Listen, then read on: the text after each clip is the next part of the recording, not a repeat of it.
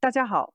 欢迎锁定财经第三世界，我是摩根大通亚洲分析师 Aurora。作为一名经历过2020年负油价、多次地缘冲突市场黑天鹅的交易员，今天我要给大家扒一个细思极恐的真相：伊朗战争引发的能源风暴，远比我们在新闻上看到的更猛烈、更致命。最近我每天都在追踪全球原油现货和期货数据，发现一个被大多数人忽略的关键矛盾。纽交所 WTI 原油期货还在$100左右徘徊，伦敦布伦特原油也才刚过$100，但新加坡现货市场上实际用于交割的阿曼原油价格已经疯狂飙升到$170每桶，足足60到70美元的价差背后，是霍尔木兹海峡封锁导致的航运瘫痪、仓储成本爆炸式上涨，还有全球能源贸易的交割危机。我可以负责任地说，现在市场还普遍抱着侥幸心理，觉得这场冲突可能很快结束。但根据我多年的交易经验判断，一旦本周末没有任何缓和消息，下周全球市场的情绪会彻底绷不住。真正的恐慌从来不是现在这种局部波动，而是当最抗跌的核心资产开始崩盘时。比如现在在173到180美元区间摇摇欲坠的英伟达，一旦它扛不住下跌，整个市场会陷入不计成本的抛售潮。今天我就结合自己的交易员视角、宏观数据验证和市场一线观察，帮大家扒透所有核心真相。油价冲击到底是刚开始还是见顶？为什么黄金会逆势跳水，打破战争必买黄金的常识？全球供应链重构会带来哪些长期机会？普通投资者该如何在恐慌中自保？全程都是硬核交易逻辑，独家数据冲击和可落地的实操建议，没有半句废话。不管你是股民、期货交易者还是普通上班族，都必须看懂。记得点赞、收藏。看到最后，我还会分享自己的精准仓位调整方案，绝对能帮你避开下周的市场雷区。首先，我们必须戳破一个大多数人都被误导的关键误区：你在财经新闻上看到的 WTI 布伦特油价，根本不代表亚洲市场的真实交割成本。作为每天跟踪普世能源报价、对接过现货交易的从业者，我可以明确告诉大家，现在纽交所轻质原油期货主力合约价格不到$100，伦敦布伦特原油期货也才$102，但新加坡现货市场上，阿曼原油的即时交割价已经冲到了$170每桶，两者价差高达$68。这$68的价差到底差在哪儿？我结合自己参与能源交易的经验，给大家拆解的明明白白。第一，航运成本暴涨到离谱。霍尔木兹海峡封锁后，波斯湾的油轮根本无法进入印度洋，只能在附近海域滞留。我查了最新的船舶追踪数据，截至目前，波斯湾及阿曼湾附近滞留的 VLCC 超大型油轮已经达到32艘，每艘油轮的载重都在200万桶以上。每天的停泊费、燃油消耗、船员补贴加起来，一艘船一天的成本就高达50万美元。而且现在全球可用的油轮数量紧缺，就算想绕道，也找不到足够的运力，这让航运成本直接翻了3倍。第二，海上仓储溢价疯狂叠加，这让我瞬间想起了2020年 WTI 原油负油价的场景。当时陆地仓储爆满，油轮被迫充当海上仓库。现在的情况如出一辙，油轮停在海上越久，仓储成本就越高，这些成本最终都会转嫁到现货价格上。更关键的是，现在很多贸易商担心海峡长期封锁，开始疯狂囤积现货，进一步推高了仓储需求，形成囤积一涨价一更囤积的恶性循环。第三，区域供需失衡加剧价差。美国因为2014年页岩油革命，原油自给率从60%提升到现在的95%以上，基本实现能源独立。所以 WTI 油价受冲击最小。欧洲虽然依赖中东石油，但有俄罗斯、北非等替代来源，布伦特油价涨幅相对温和。而亚洲的中国、印度、日本、韩国依赖中东石油的比例都在60%以上，现货缺口巨大，只能高价抢购可用原油。这也是新加坡现货价远超欧美期货价的核心原因。很多观众私信问我，油价会不会真的冲到$200？作为一名专业交易员，我可以明确告诉大家，别做这种无意义的预测。除非你在伊朗最高领袖的决策圈，美军中央司令部有内幕信息，否则任何价格预测都是空谈。现在市场的核心矛盾根本不是能涨到多少，而是霍尔木兹海峡什么时候能通航。时间拖得越久，海上滞留的油轮越多，仓储和航运成本就越高，现货价格的上限就越难预估。不是涨不到$200，而是当前的定价逻辑已经从供需平衡变成了交割可行性。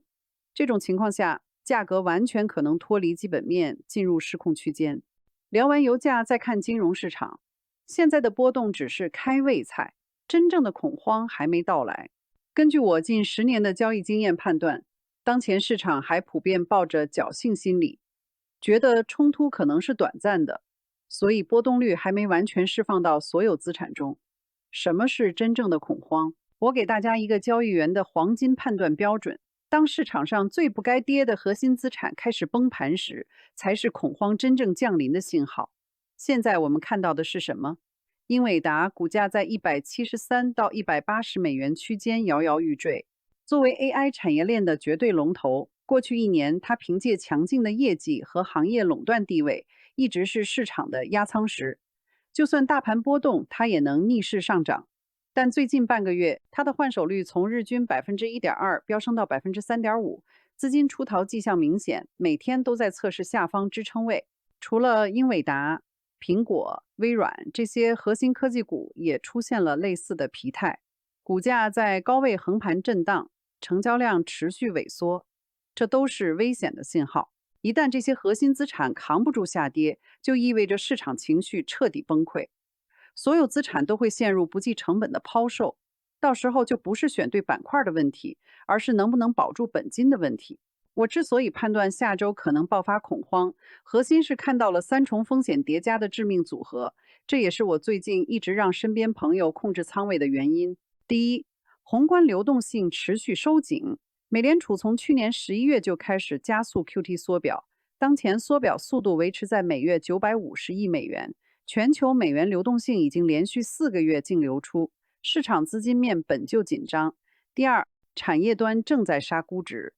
AI 产业链从去年11月后就进入中游，软件应用端的破坏重构阶段。很多没有盈利支撑的高估值 AI 公司，股价已经跌了30%到50%。比如某知名 AI 应用公司，从高点下跌至今已经腰斩。第三，地缘冲击让降息预期彻底落空。美联储最近的会议纪要和官员讲话已经明确传递出一个信号：经济有韧性。核心关注伊朗局势对通胀的影响，这意味着原本市场期待的缩表加降息对冲组合彻底泡汤，资金失去了最后的救命稻草。我还观察到一个非常危险的信号：过去1周，美国国债市场的10年期和2年期收益率曲线持续扁平化，甚至出现了0.1%的局部倒挂。这意味着市场已经开始计入滞胀风险，既担心经济衰退，又害怕通胀高企。这种预期一旦扩散到股市，后果不堪设想。企业盈利会被高油价挤压，原材料运输成本上涨，估值又会被流动性收紧压低，资金成本上升，双重打击下，股市的下跌会非常凌厉，而且很难找到有效的支撑位。结合我对历史数据的研究，现在的全球格局和上世纪70年代石油危机时的整体结构惊人相似，我们都在经历3大关键重构。这也是理解当前所有市场波动的底层逻辑。第一，国际秩序重构，旧有的全球化分工秩序正在崩坏，国家主义、贸易保护主义抬头，各国都把国家安全放在首位，这和70年代冷战初期的混乱秩序如出一辙。70年代是美苏争霸导致全球分裂，现在是旧有全球化体系的矛盾爆发。从2016年特朗普上台后的贸易战、关税战，到现在各国为能源安全、资源安全博弈，本质上都是在经历制度秩序的崩坏与重构。70年代石油危机后，全球贸易量下降了12%，现在我们已经看到全球贸易增速从2021年的8%下滑到2025年的2.3%，趋势高度吻合。第二，科技与生产力重构。70年代是从传统工业革命向半导体信息技术转型，生产力增长陷入短暂停滞。1973到1975年，全球 GDP 增速从5.2%暴跌到1.8%，导致蛋糕变小，各国竞争加剧。现在我们正从传统产业向 AI、新能源转型，旧有生产力增长见顶，新生产力还未大规模落地。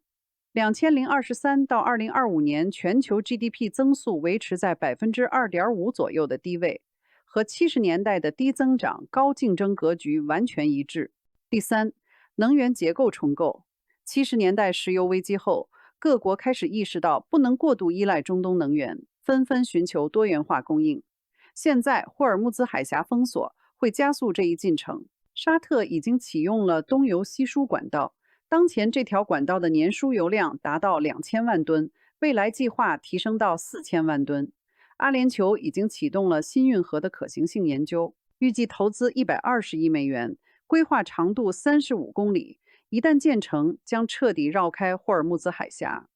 这些动作和70年代各国的能源安全布局完全一致。这也解释了为什么黄金会逆势跳水。很多观众都问我，战争来了不该买黄金避险吗？但历史数据告诉我们，避险资产的逻辑远没有这么简单。1981年3月是上一轮长达12年的黄金牛市的结束，之后黄金从850美元每盎司一路下跌，直到2001年才见底至250美元每盎司，整整跌了20年。核心原因就是70年代的地缘冲突、石油危机达到高潮后，全球开始进入秩序重构，长期地缘风险下降，再加上美联储为了对抗通胀，把利率加到20%，黄金作为无息资产的吸引力大幅下降。现在的情况很类似，今年的伊朗问题看似热闹，可能正是这一轮地缘政治冲突的高潮，也是黄金避险行情的尾声。我查了全球最大的黄金 ETF GLD 的资金流向，最近1个月资金净流出已经达到120亿美元，这说明聪明钱已经在悄悄撤离黄金，所谓的战争避险逻辑已经失效。很多观众关心这场冲突会如何改变全球供应链。作为一名长期跟踪大宗商品和供应链的交易员，我可以明确告诉大家，供应链重构早就开始了，现在只是加速。过去40年，全球化的核心是高效优先，哪里成本低、物流快、配套全，就把产能放在哪里。供应链高度集中，比如电子产业集中在东亚，能源依赖单一通道，霍尔木兹海峡，目的就是最大化效率，最小化成本。但2016年之后，随着国家主义抬头，全球进入以邻为壑的阶段，各国开始转向安全优先，供应链重构的核心变成本地化加多元化，本质是减少对单一国家、单一通道的依赖，哪怕牺牲一部分效率和成本。霍尔木兹海峡封锁会进一步加速这一进程。我给大家举几个近期的真实案例，这些都是我从行业报告和贸易商渠道核实过的。一、能源通道多元化，沙特正在扩大东油西输管道的运力。当前这条管道的年输油量已经达到2000万吨，未来计划提升到4000万吨，相当于每天增加55万桶的运输能力。阿联酋已经启动了新运河的可行性研究，预计投资120亿美元，规划长度35公里，设计年通航能力1.5亿吨，一旦建成，将彻底绕开霍尔木兹海峡。二、资源进口多元化，印度近期紧急派出代表团访问俄罗斯，洽谈增加石油进口协议，计划把从俄罗斯进口的石油占比从目前的20%提升到30%，同时签订了为期5年的长期供应合同。日本也在和美国页岩油企业洽谈，计划将美国原油进口占比从15%提升到25%，同时加大对澳大利亚、非洲的液化天然气进口。三、产业布局本地化，韩国的三星、SK 海力士已经开始在本土扩建芯片工厂，投资超300亿美元，减少对海外能源和供应链的依赖。中国的部分化工企业也在向内陆能源供应稳定的地区转移产能，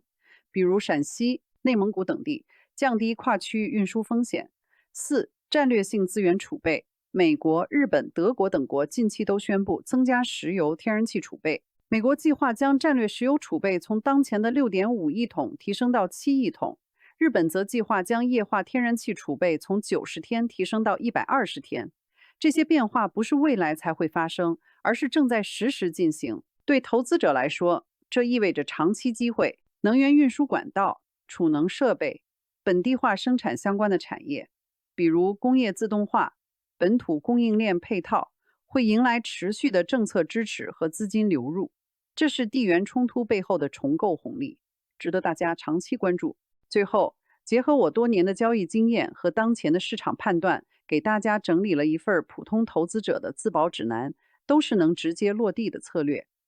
我自己也严格按照这个方案调整了仓位。第一，放弃左侧预判，坚持右侧交易，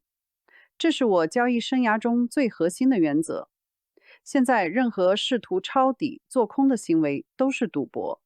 因为战争的走向完全不可预测。唯一的右侧信号只有一个：霍尔木兹海峡恢复通航，新加坡现货油价回落至布伦特油价附近，价差缩小到$10以内。在此之前，控制仓位是第一要务。我自己的现金比例已经提升到了40%，就是为了应对下周可能的恐慌性下跌。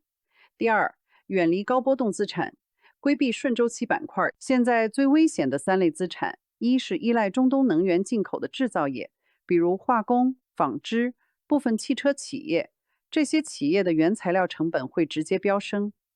二是国际航空、远洋航运板块，邮轮滞留、燃油成本暴涨，双重打击。比如某国际航运公司，近期股价已经跌了23%。三是高估值未盈利的科技股，尤其是 AI 应用端企业，流动性收紧会持续杀估值，这些板块会直接承受油价上涨和流动性收紧的双重打击，尽量避开。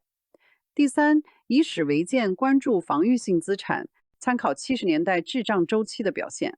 防御性资产主要是3类，一是低估值的能源股，尤其是有自有产能、不依赖中东进口的企业，比如国内的部分油气企业、煤炭企业，我配置了10%的相关标的。二是必需消费品、食品、饮料、日用品，需求稳定，抗通胀能力强。我配置了20%的必需消费 ETF， 比如 XLP。三是短期债券，尤其是国债，能提供稳定收益，对冲市场波动。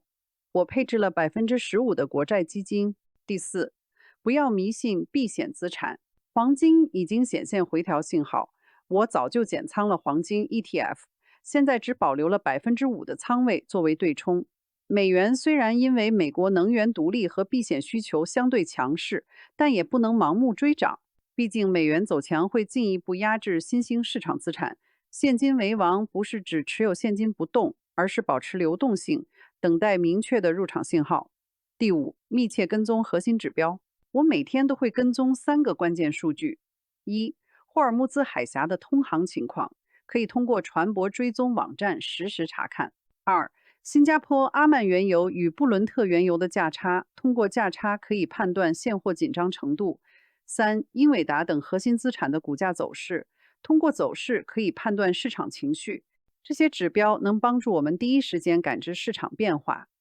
作为一名经历过多次市场危机的交易员，我最后想给大家一句忠告：多读读历史，以史为鉴。很多投资者觉得这次不同，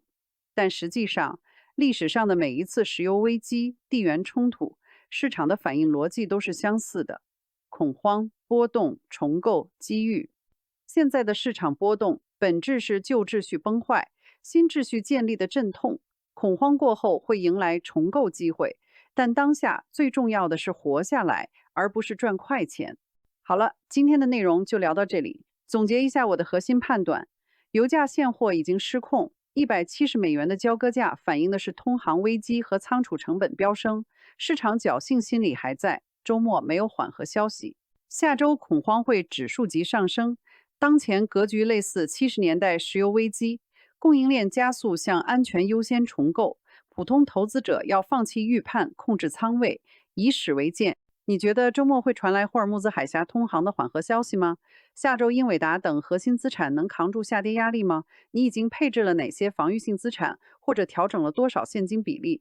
欢迎在评论区留言，和和我一起讨论。最后，别忘了点赞、收藏、关注我的频道，我会持续跟进霍尔木兹海峡动态、油价走势和市场情绪，第一时间给大家带来最及时的财经分析，帮你在恐慌中守住财富，抓住重构机会。我们下期节目不见不散。